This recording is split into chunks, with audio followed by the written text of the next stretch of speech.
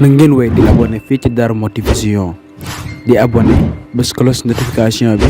partager vidéo yi ngir bépp vidéo ñu dugal la ngeen bokk ñu ko njëkk a jot jërë ngeen.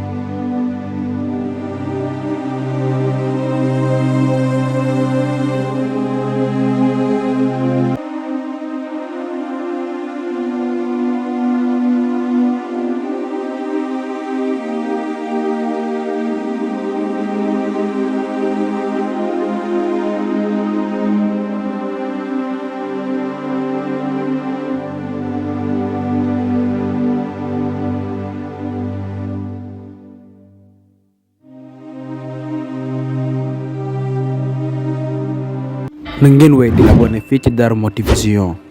di abonné bés cloche notification bi partager vidéo yi ngir bépp vidéo ñu dugal la ngeen bokk ñu ko njëkk a jot